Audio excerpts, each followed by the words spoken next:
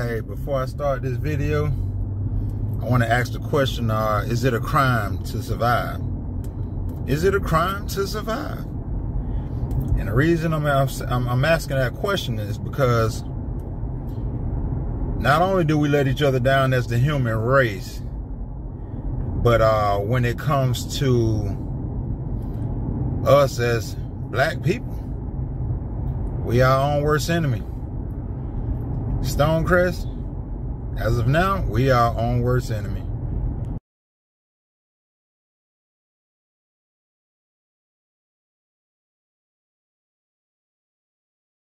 What's going on, gang? Y'all notice I got on my Stonecrest shirt. It reads, Stonecrest is Stonecrest's worst enemy. I'll expound on that in a minute. But, you know, November the 7th, it's 2023, November 7th, we got election coming up. I'd like to encourage all of the residents of the city of Stonecrest to vote. Now, if you do not know how to vote and you know nothing about these candidates, maybe you shouldn't vote. I mean, it will be good on one end to show the involvement in the city, that the residents got up off their backside and they exercise their muscle. It'd be good for that reason right there. But on a deeper level, if you don't know how to vote and you don't know what you're doing, it ain't gonna really do no good, because if you choosing for popularity and you get somebody in there who don't care about us, what good did it make? What good did it do? So again, with us still being a fairly new city, well, it's going on 7 years now. It's going on 7 years in a few months. It's going on 7 years, and if you don't know you reside in the city of Stonecrest by now, I mean, you got to do your due diligence. And it's enough blame to go around. A lot of our political leaders, when it comes to the council members and when it comes to the mayor and city officials, I mean, it's got to be something we can do better to inform the residents in Stonecrest that, hey, listen, guys, we are a city. Let's be one big community. Look, let's set the stage. Let's set the marker. Let's set the bar. All right, let's set the bar high. You know what I mean? So again, election is coming up November the 7th, and I encourage many of you to vote and do your due diligence. All right. Now, when they come to the city of Stonecrest, the majority of the residents in the city of Stonecrest is African American, Jamaican, Haitian, Moorish, Hebrew Israelites, Nubians, whichever ethnicity you identify with. All right? Whichever ethnicity you identify with. What I'm saying is the majority of the folk are black. With that being said, if you don't know anything about gentrification and how it works, you better go and do your homework and research. The reason I say that, because after this election right here and the next this next term, man, we can pretty much be set up to doggone get ran up out of the city of Stonecrest. Now, I hope that don't happen, because we sitting on the gold mine. For those that's vested in the community, homeowners, business owners, those that are vested in the community, we already know what we have, and we have to put in that work, you know. Now, when it comes to these renters, not all renters, but most renters, it's not theirs, man. They don't care. Not all. But from experience and from what many of us know, especially if you've been living in the community for decades, long enough amount of years, all right? Decade plus, all right. A lot of renters don't tend to care when it comes to politics. They fighting to keep a roof over their head and food in their mouth, you know? And so, with that being said, a lot of times they don't get involved, you know? You know, those are ones, you know, code enforcement come and attack and, excuse me, y'all. I was finna say, the national alert just went off. But yeah, so where was I? Yeah, I was talking about renters. A lot of time renters, they don't tend to care because it's not theirs and they only there temporarily, you know? Now the homeowners, of course, we want a safe community. We want great schools for our children. We want great leadership. We only as good as our leader, all right? Now, about these leaders, I'm going to tell you right now. Take the city of Stonecrest for an example, all right? When you're not involved and you don't care about what's going on in the area, and again, when you're not involved, it's not too many leaders going to put their neck out on the line for you. I'm just put it out there. Not too many leaders are going to put their neck on the line. Now, a great leader is going to lead. All right? A great leader have integrity. A great leader have transparency. A great leader is going to be a great leader regardless. All right? Because that's what a great leader does. You know what I mean? So they lead, you know? Now, in the city of Stonecrest, in our situation, now I've been here for over 15 years. Now I'm going to tell you something. The amount of homelessness I've seen in the last 5 years, last 5-6 years, listen, this is by design. I'm going to tell you something right now. This is by design. Because here's the thing, all right? We already looked at as black folk as the lowest on the totem pole, all right? It's been that way for quite some time, all right? People have been trying to get us to believe that we inferior. We 3/5 of a human being. We done heard it all, okay? And we done been through it all, all right? These are facts, all right? So put your feelings aside. These are the facts, all right? We've been told we 3/5. This in the Constitution, for crying out loud. And we've been told constantly that we're inferior and that we're up to no good. We've been stereotyped. We've been made we've been made to be the bad guy. In other words, excuse me again, guys, but like I was saying, yeah, they you know, discredit us. You know what I mean? And you know, the sad part is when many of us own up to the stereotype. But like I say, it's a reason for that, you know? It's a reason for that. So right now,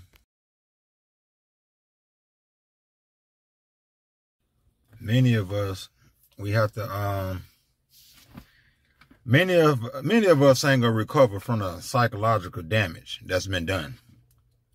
I mean, many of us, I mean, again, if you know, you got a weak stomach, then you probably don't want to listen to me because, like I say, I mean, we only talking facts here on, you know, what happened in our conditions, in our areas, and the systemic racism and trauma and things we've dealt with for generations and generations and generations that caused this psychological damage. You know what I'm saying? But, you know, when you got a group of people out here degrading their own women, when you got the women saying I'm independent and I don't need a man because they done traded their man for the system. If I need help, I call 911. Since I earn my own money and I get, since I get Section 8 or food stamp, I don't need no man. And like, this is the mentality. And I mean, you can't have no community without family. All the single moms out here that's raising our boys. And then you got to ask yourself, where are the fathers? They somewhere in somebody's jail, in somebody's prison. Why? Conditions. And I'm not giving all of them alibis because, like I say, you got some people that belong in there. But back to the point of what I'm saying, when it comes to gentrification and this whole systemic racism, that homeless rate shot up, man. That homeless rate in our area just shot up. And when I say shot up, I watched it, all right? These people are being pushed from those inner cities, all right? Now, let's just say if you got homeowners out here that no longer reside in the city of Stonecrest, but they own property. And they decide to say, I'm going to rent out my townhome. I'm going to rent out my house. If you rent out your house and rent out your townhome and you no longer reside here, it's a good chance you'll try to get anybody in there so you can collect some money. And that's what's been taking place. And I'm not saying all renters and that's what all of the property owners are doing, but this is what I noticed in my area.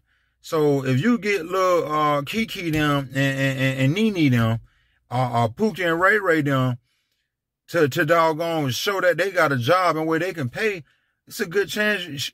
It's a good chance many of them don't care how they pay. Just pay me the money and, boom, I'll let you move in. Well, by the time they move in and they bring Do Dirty them with them and their homeboys and they got them a new hangout spot, I already know how this go all too well. You know what I mean?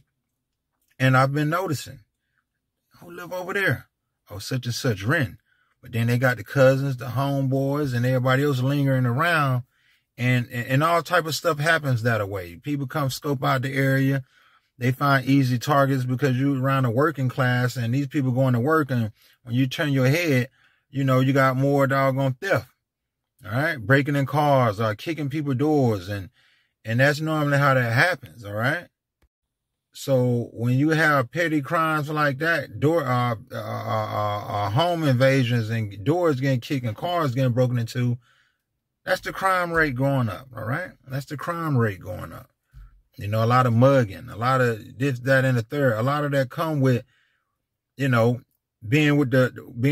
around what they would call the low demographic. You know what I mean? And that's what come with it. But I say all that to say it's enough to help bring down the property value in a lot of our areas. And then when that happens, you have people to come in and buy up the buildings and the houses for pennies on the dollars. For pennies on the dollars. And then raise the taxes.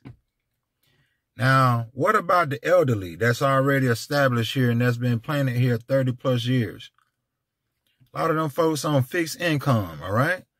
So when the taxes go up, and let's just say we just became a new city 6 years ago, right? By the time we get a police force and fire department and taxes go up, a lot of them folks getting pushed out. They can't afford it. They got to downsize. They got to go to senior living. They got to go to some other family members, or they got to go and find them a townhouse or something affordable on the other side of town because they can't afford to live here anymore. So when it comes to leadership in the city, we got some choices to make, all right? We got some choices to make because on one end, yeah, we need a police force. Stonecrest need his own police, all right? We need our own police force and firefighters. We do. So truth be told, a lot of people, they're not going to be able to survive. They're not going to be able to make it. They're going to get pushed out, But then the next group of people that come in, who's to say that, we on the same accord? In other words, when the value go down and certain people getting pushed out, or even in a case where, like I was saying, people can no longer afford the taxes and they get pushed out, you got a new wave of people coming in, man. At one point in time, they used to call it the white flight. Shoot, by the time X amount of blacks move in, whites, we out of here. Forget that. Because we already know what's going to happen. So it's like, it's like by design, man. So a lot of times, like I say, on one end, I see why people say, what, system don't fail us, man. Hey, it don't benefit us. We don't care about it. It ain't no incentive in it for us. If you ain't for me and helping me to do better in life, then I ain't stunning it, and people give up, you know what I mean? But in the city of Stonecrest, we got some work to do, man. And hopefully, like I say, if we keep our remaining leader, Mayor Carver, hopefully she keep the boots on the ground and, like I say, and make it worthwhile and do something with the taxpayers' money that's going to benefit us all. And for you candidates who don't win and you turn your head and you run off and we don't see or hear from you no more until election time, shoot, man, you got to put in some work and you got to do better. You got to do better. A lot of times, man, these politicians, they get in these positions and they land these positions to get them to where they're going. They want to be able to call shots. They want to be able to build their contacts and network, and so they can, climb the ladder.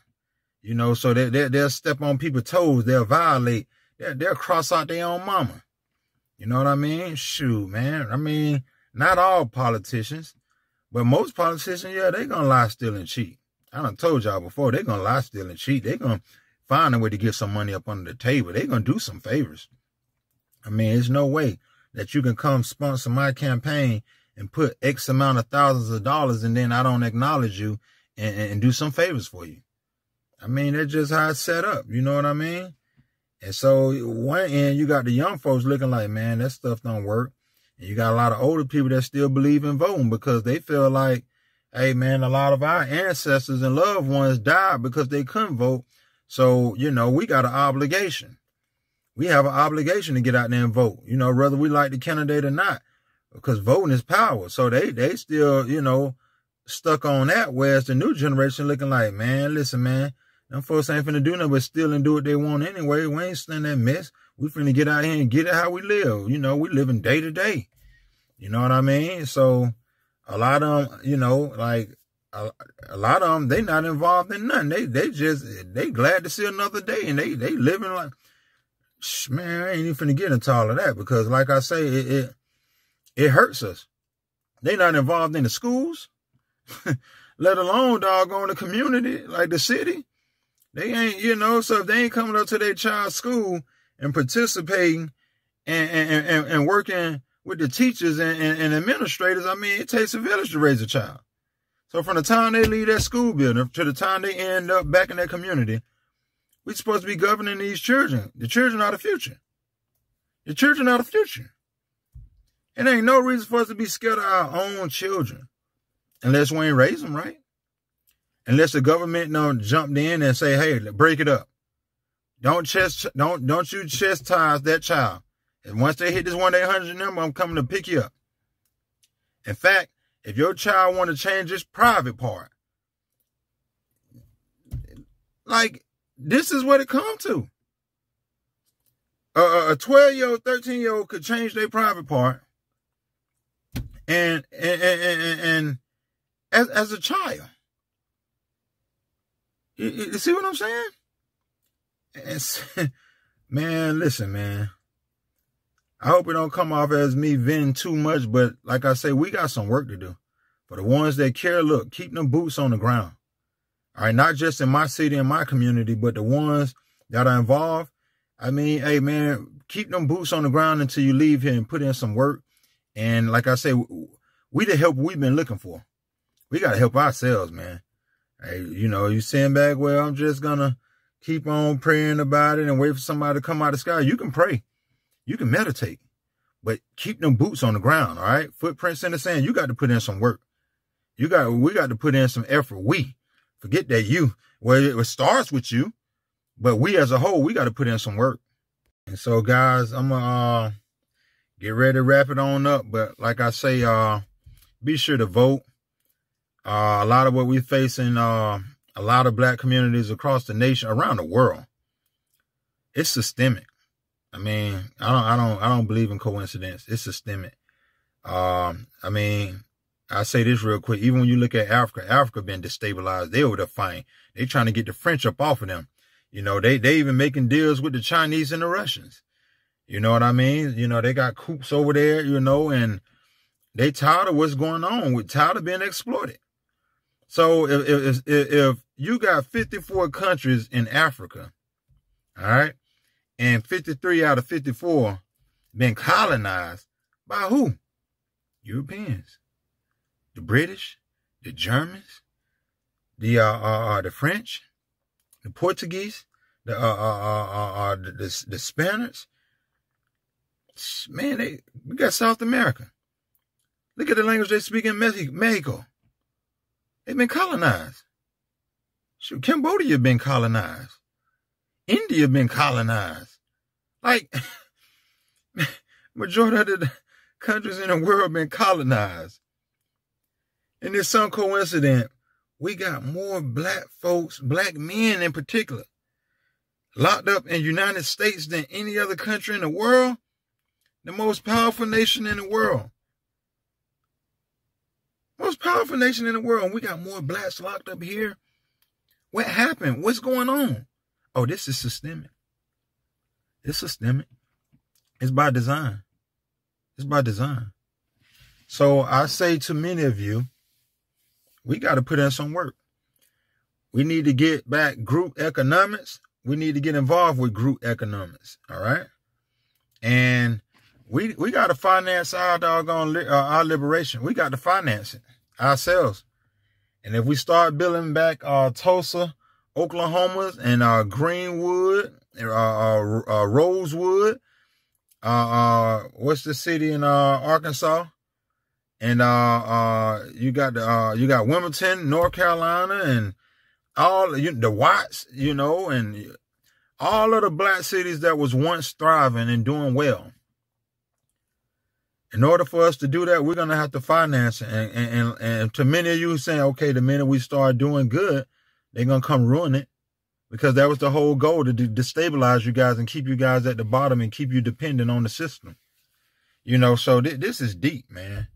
This is deep. But, what inspired me to do this video is, like I say, we got election coming up here in Stonecrest. And this election right here determine the direction that we're going to go, as a city. And, and to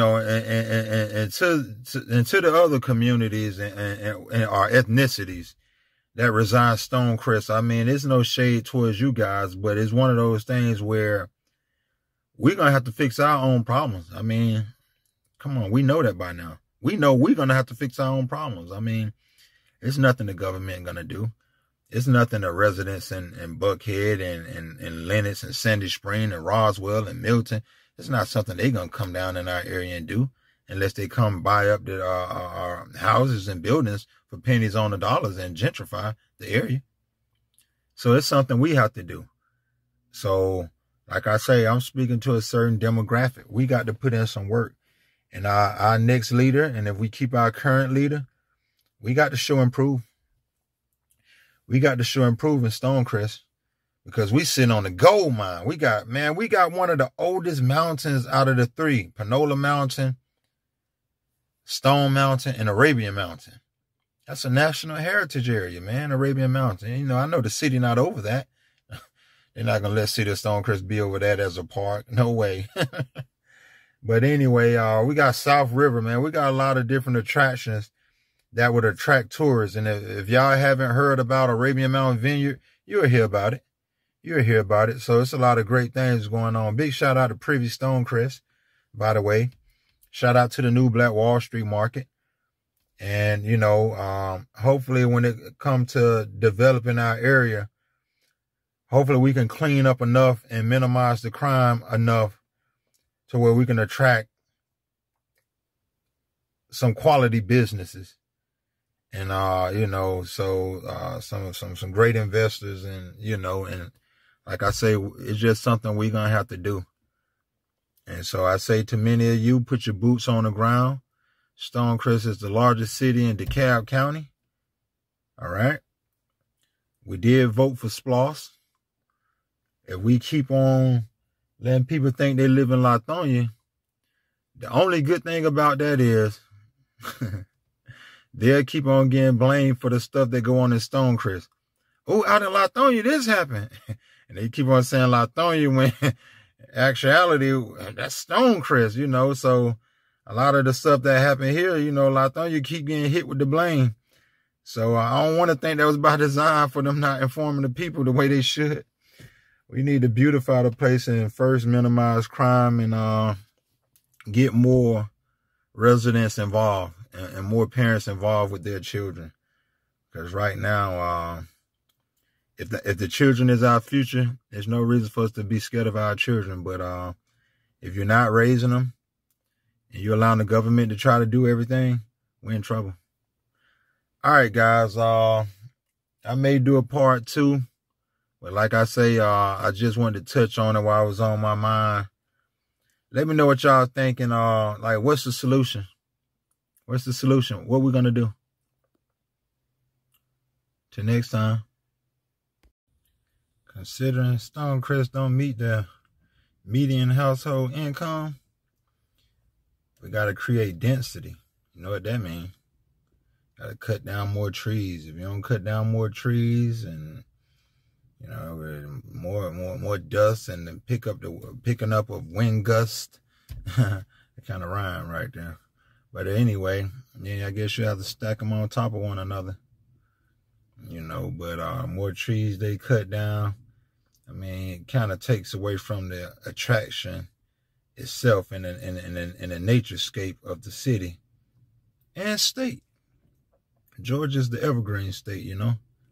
So to cut down more trees, I mean, it's to take away partially what drive a lot of people down here, you know. The greenery, you know. The wholesomeness, the naturescape.